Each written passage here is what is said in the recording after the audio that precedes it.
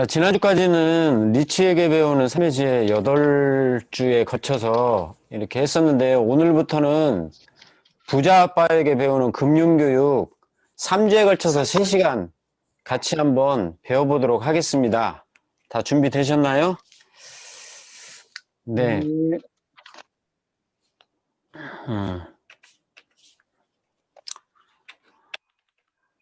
잠깐만요.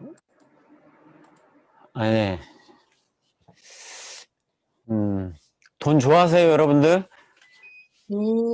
네. 저도 돈 좋아합니다. 네. 돈 싫어하는 사람 없죠? 네. 살아가면서, 우리 인생에 있어서 정말 꼭 필요한 것이 중에 하나가 바로 돈이지 않은가 싶습니다. 우리 인생의 라이프 사이클을 이렇게 살펴보면 처음에 태어나서 성장하고 결혼할 때 또 결혼 자금이 들어가죠. 또 결혼해서 또 집을 살려면 주택 자금이 들어가고 또 애들 키워서 또 학교 가르치는데 자녀 교육 자금 들어가죠. 또 애들 결혼시키는데 또 결혼 자금 들어가죠. 또 이제 직장 퇴직하고 은퇴하면 또 은퇴 자금이 또 필요하죠. 네. 우리의 인생은 태어나면서부터 죽을 때까지 항상 돈이 필요해요. 예.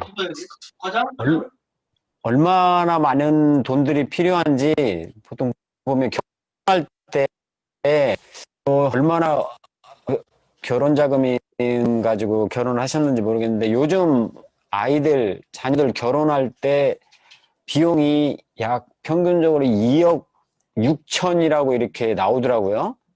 예, 남자를 기준으로 한 건지 모르겠는데 자녀 결혼 자금 결혼하는데 2억 6천이 들어간대요. 예, 그리고 주택 자금은 전주에서 한 30평대 아파트 이렇게 살려고 그러면 그래도 새 아파트 아니더라도 한 3억 정도 들어가죠. 그리고 자녀 교육 자금은 한 1인당 한 4억 정도 들어간다고 해요. 아이들 대학까지 졸업시키는데. 그리고 은퇴자금은 약 10억 정도. 예, 전부 다 억소리 나죠. 이렇게 많은 비용들이 필요해요. 예, 혹시 우주여행 가는데 얼마 필요한지 아세요? 10억? 한 사람 우주여행 하는데 1인당 2억 5천이 들어간대. 2억 5천. 예. 그러면 결혼 자금보다 훨씬 결혼하는 비용보다 우주여행 가는 비용이 훨씬 싸죠. 네, 그렇게 많은 돈들이 우리가 인생을 살아가면서 이렇게 돈이 들어가요. 예, 작년도 12월에 통계청 자료인데요. 예, 우리나라 그 평균 그 인생의 그런 그 돈을 쓰는 것들을 봤을 때 생애 주기에 따라서 약 27세부터 흑자로 돌아서서 59세 퇴직할 때까지 흑자고 그 전후로는 다 적자라고 그래요. 네, 여러분들은 지금 어디에 있는지 모르시겠는데, 자, 옛날에는 그래도 돈을 버는 이 나이가 빨랐죠. 학교, 대학 졸업하고 바로 또는 대학 안 가고 이제 고등학교 졸업하고 바로 이렇게 돈을 벌기 시작해서 또 정년도 굉장히 이렇게 길었었죠. 60세, 65세 정년 퇴직하고 그랬는데 그리고 또 평균 수명이 굉장히 짧았죠. 한 70, 오래 살면 80. 그렇기 때문에 옛날에는 그 돈 버는 기간이 굉장히 많았고 돈을 못 벌고 지출하는 시기는 아주 짧았어요. 그런데 가면 갈수록 현재는 수입이 줄죠. 요즘 청년 실업도 굉장히 심한데 직장에 이렇게 취업하는 것이 취업해서 돈을 벌기 시작하는 나이대가 굉장히 늦어졌어요. 30대 이후로. 그리고 여러분들이 잘 아시는 것처럼 굉장히 이렇게 퇴직이 굉장히 빨라졌죠. 예, 가면 갈수록 그래서 돈 버는 이 수입 구간이 줄어들어요. 대신에 평균 수명이 지금 100세, 재수 없으면 120세가 100세까지 산다고 그러는데, 그러다 보면 지출이 훨씬 많아지는, 수입보다 지출이 훨씬 많아지는 우리의 라이프 사이클이 되는데요. 여러분들 지금 100세 산다고 그랬을 때 지금 파란색 중간에 파란색 27세부터 59세까지가 아까 통계청에서 얘기한 흑자의 삶이거든요. 근데 이게 점점 흑자의 구간이 줄어들고 있죠. 지금 100세를 산다고 봤을 때 제가 지금 49이고 이제 내일 모레면 50이거든요. 여러분은 지금 어느 위치에 있으세요? 그러면 여러분이 100세를 산다라고 가정했을 때 얼마나 더 돈을 버는 시기가 얼마나 남았고 또 돈을 써야 되는 시기가 얼마나 남았는지 이거 보면 조금 실감이 나죠. 네, 이렇게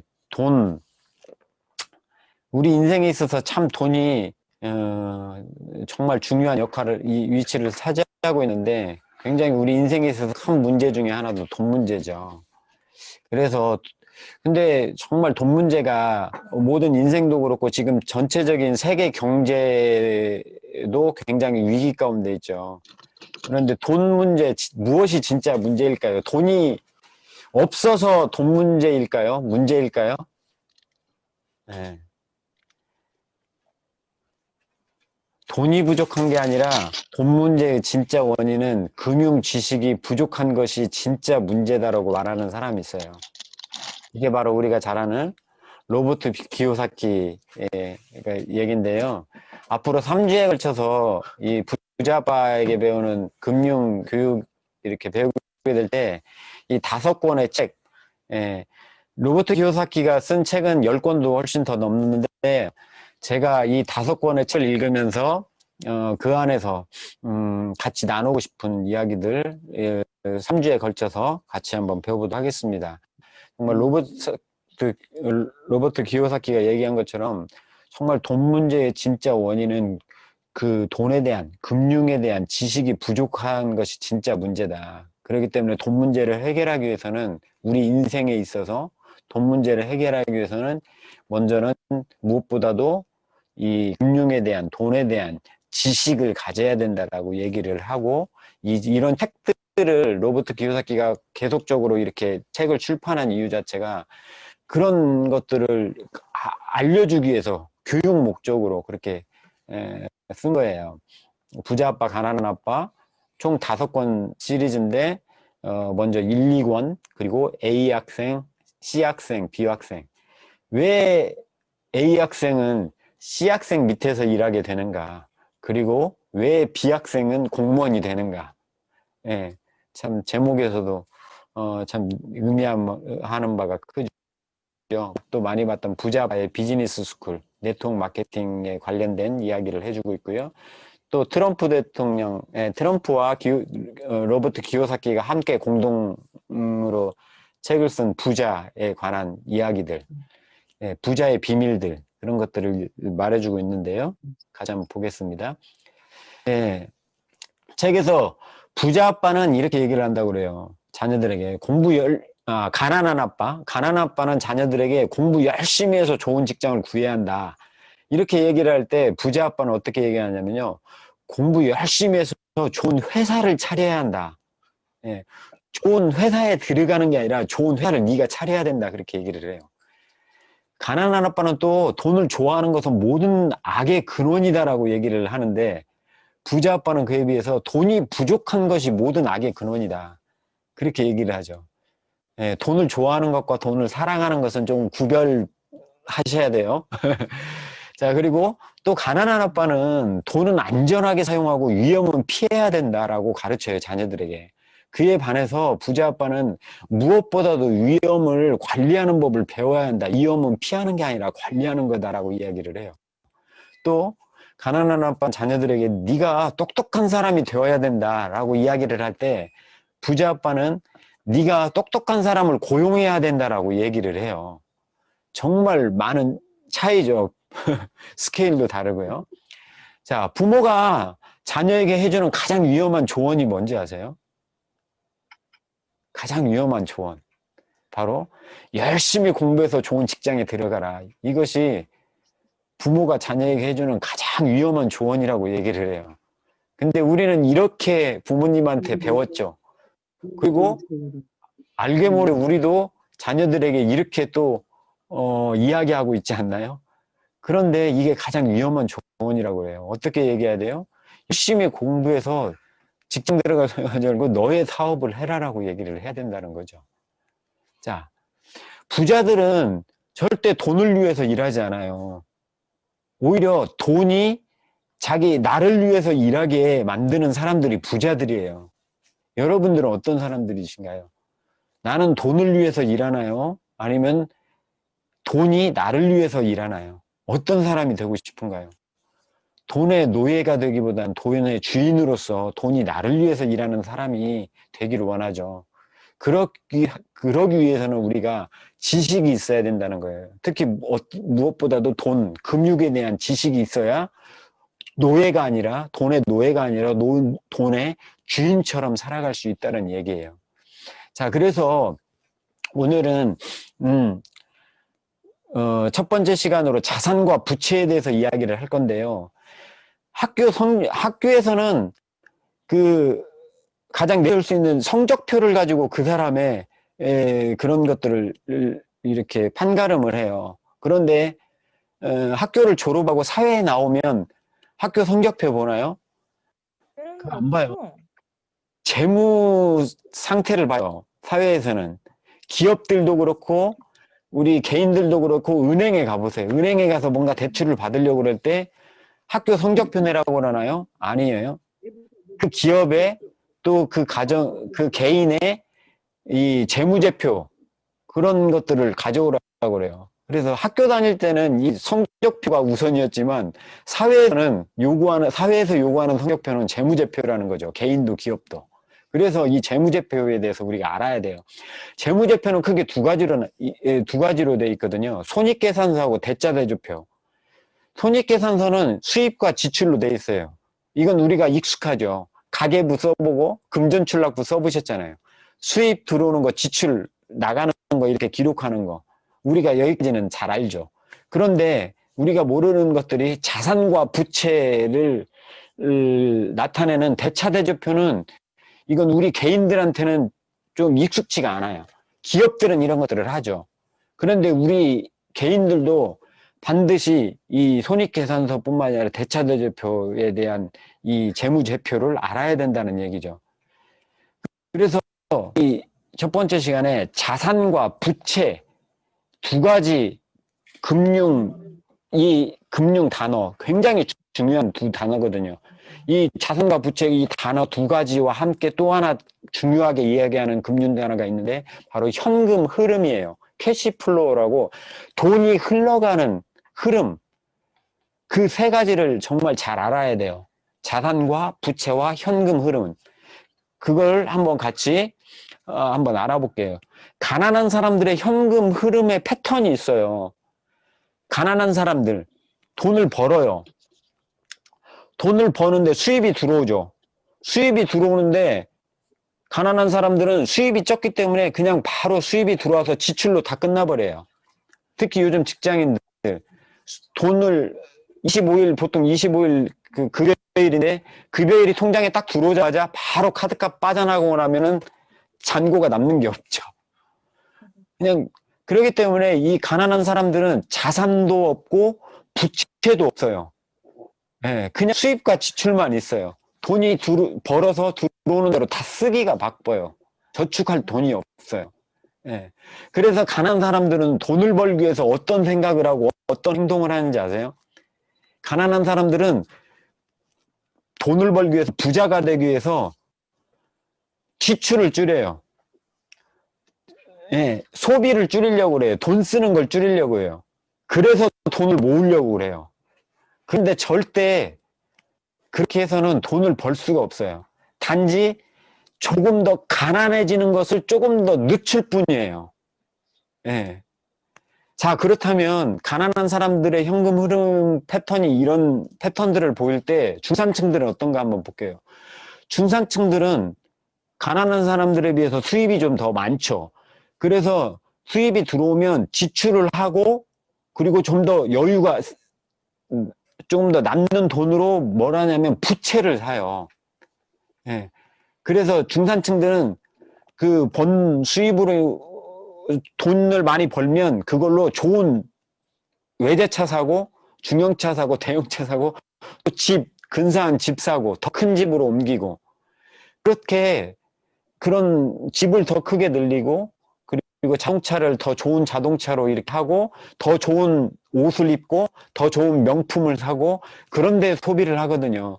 근데 그 사람들이 착각하는 게 뭐냐면 그 집과 그런 어떤 그 자동차들이 자산이라고 생각을 해요. 그런데 그건 자산이 아니라 부채예요.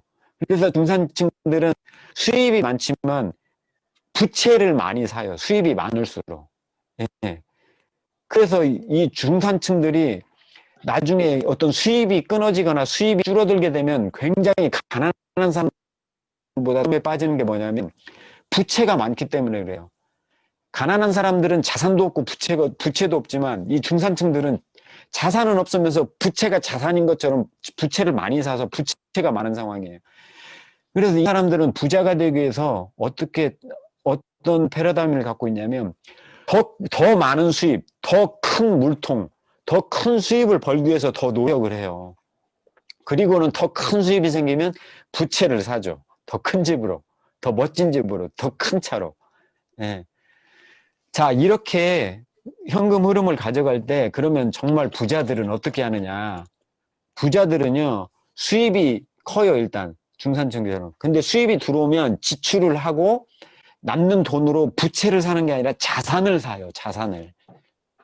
자산을 사서 그 자산에서 또다시 추가 수입이 들어와요.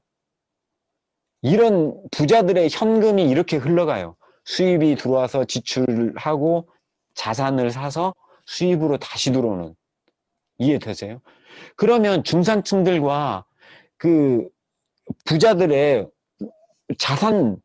부자들은 자산을 사고 중산층들은 부채를 사는데 어떤 차이가 있을까? 자산과 부채의 차이가 뭐냐?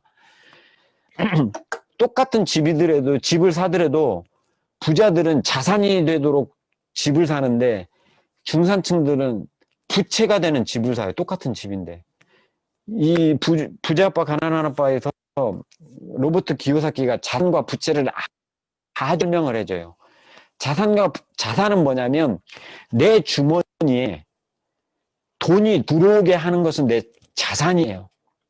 반대로 내 주머니에서 돈이 지출되는 거, 돈을 빼가는 것은 부채예요. 그게 자동차냐, 그게 차냐, 그거에 상관없이 그 차가, 그 집이 내 주머니로 돈을 들어오게 하면 그건 자산인 거고 내 주머니에서 돈을 빼가면 부채인 거죠. 예를 들어서 집을 샀어요. 근데 그 집을 사서 대출을 받아서 집을 샀고 매달 그 대출금이 나가요. 또 관리비가 나가요. 또 유지비가 나가요. 그래서 내 주머니에서 돈이 계속 나가죠. 그 집을 가지고 있음으로 인해서. 그럼 그것은 자산이 아니라 부채라는 거죠. 하지만 어떤 부자들은 어떻게 하냐면 그 집을 사서 임대를 내놔요. 임대를 내놓으면 임대 수입으로 해서 그 대출금 감고도 남아요. 금액이. 그러면 그 금액이 자기 수입으로, 추가 수입으로 들어오는 거죠. 오히려 나가는 그 집으로 인해서 내 주머니에서 나가는 돈보다 그 집으로 인해서 내 주머니로 들어오는 수입이 추가 소득이 더 많은 거죠. 예. 그렇기 때문에 부자들한테는 그 집이 자산이 된 거죠. 좀 자산 부채 이해가 되세요? 예. 그럼 연금 한번 예를 들어 볼까요? 자, 내 노후를 위해서 10년짜리 연금을 제가 5년 전부터 들고 있어요. 월 한 50만 원씩 연금을 들어요. 60세 때 살려고. 그러면은 그 연금은 지금 5년째 붙고 있는데 자산일까요? 부채일까요?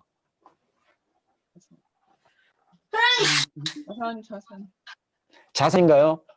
지금 현재 10년 동안 부어야 되는데 지금 5년째 붙고 있잖아요. 그러면 지금 내 주머니에서 들어오고 있나요? 나가고 있나요? 나가고 있기 때문에 지금 현재는 이건 부채예요. 그런데 이 연금이 자산으로 바뀌는 건 어느 때냐면 내가 10년 다 불입을 하고 60세가 됐을 때 이제 내가 연금을 수령하잖아요. 그때부터는 내 주머니로 들어오죠. 그러면 60세부터는 그건 내 자산이 되는 거예요. 이해가 되시죠? 자, 자산, 내 주머니로 들어오는 것은, 돈이 들어오는 것은 자산이고요. 그걸로 인해서 내 주머니에서 돈이 나가는 것은 부채예요. 그걸 이해를 하시면 내가 뭘 사든 내 돈을 가지고 무엇을 샀을 때 그게 부채인지 자산인지 잘 구별을 하셔서 부채가 아닌 자산을 사야 돼요. 그래서 부자들은 돈이 생기면 자산을 사는 일에 관심을 쏟고 거기에 돈을 투자를 해요. 예. 그래서 자산을 통해서 부자들은 계속 부자가 되는 거죠. 예. 아주 중요한 금융 지식의 아주 기본적이면서도 아주 중요한 개념 세 단어 봤어요. 자산, 부채, 현금 흐름. 예. 여기까지 봤고요. 하나 더 팁으로요. 평생부자에서 나오는 내용인데 경제 사이클 아시나요? 이건 기업도 그렇고 개인도 그렇고 똑같이 적용되는 경제 사이클인데요. 처음에 수입이 들어와요. 돈을 벌어요. 수입이 들어와요. 그러면 수입이 들어오면 어떻게 하죠? 돈이 들어오면 지출을 하죠. 네. 지출을 하고 돈이 남아요. 그러면 어떻게 하세요? 저축을 하죠. 저축을 해서 목돈을 만들죠. 저축을 하는 목적은. 그래서 목돈을 만들면 뭐 하세요? 투자를 하죠. 목돈을 쌓아서 여기 뭔가 좋은 걸 투자를 하죠. 예. 그러면 투자를 통해서 원하는 게 뭐예요? 바로 추가 수입을 얻는 게 원하는 투자하는 목적이잖아요. 그래서 수입이 더 커질 수 있도록 지속적인 수입이 들어올 수 있도록 이게 경제 사이클이거든요. 개인도 그렇고 기업도 그렇고 이렇게 돌아가요. 예. 그런데 문제는 뭐냐면 바로 저축하는 데까지는 좋은데 목돈이 쌓였을 때 목돈에서 투자 수입하고 추가 수입까지 가는 기간이 위험 구간이라는 거죠. 여러분들 그런 거 안 겪어보셨어요? 저축해서 어느 정도 목돈이 생기면 꼭 쓸 때가 생기잖아요. 그리고 어딘가에 내가 주식이 됐든 그리고 부동산이 됐든 뭐가 됐든 어디에 이렇게 남을 빌려뒀든 투자를 이렇게 했을 때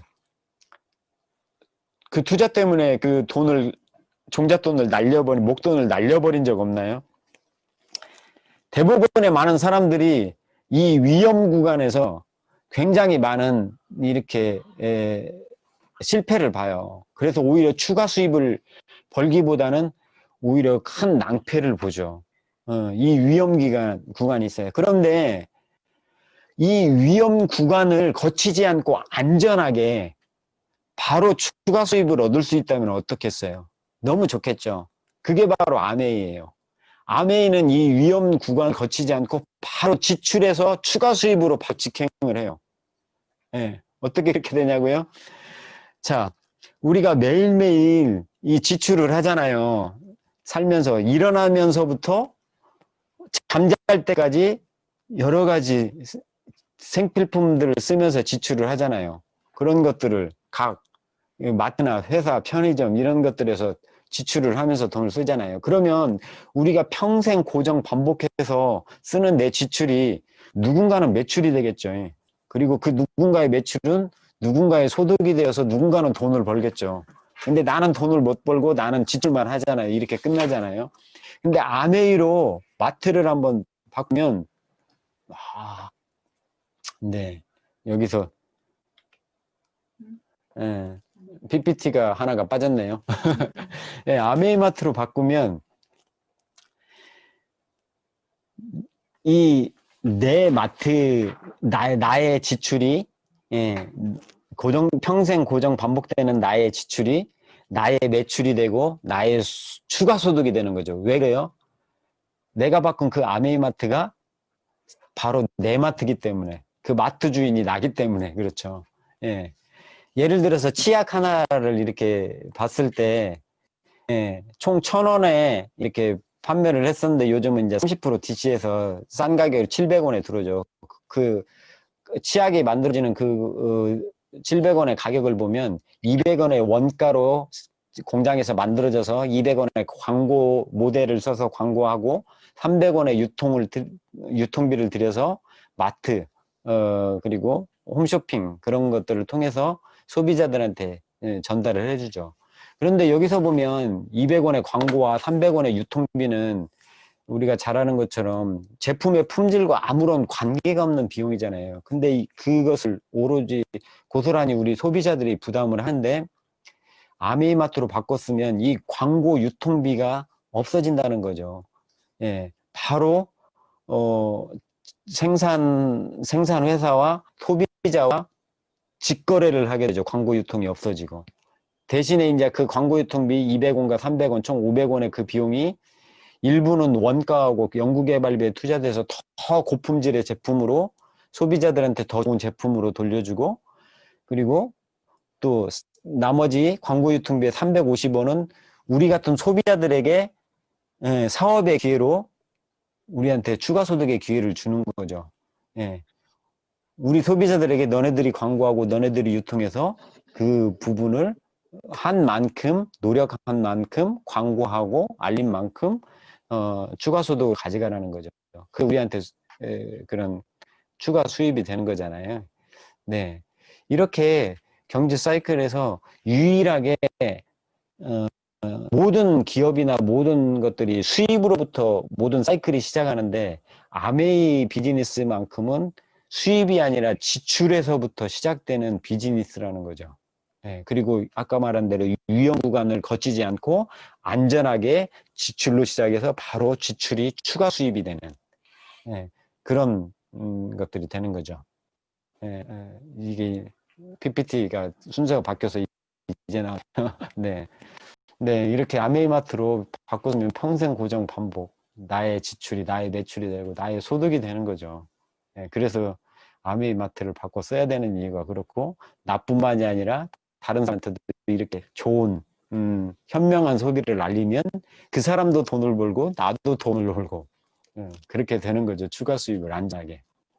네, 이것이 바로 우리 주머니로 매달 캐시백, 돈을, 현금을 우리 주머니로 들여다주는 우리의 자산이 되는 거죠. 부채가 아니라. 네. 오늘은 부자 아빠에게 배우는 금융지식 첫 번째 시간으로 자산, 부채, 현금 흐름, 그리고 경제 사이클까지 같이 한번 살펴봤습니다. 네. Helping People Live Better Lives, 더 나은 삶을 함께 만들어 갑시다. 감사합니다.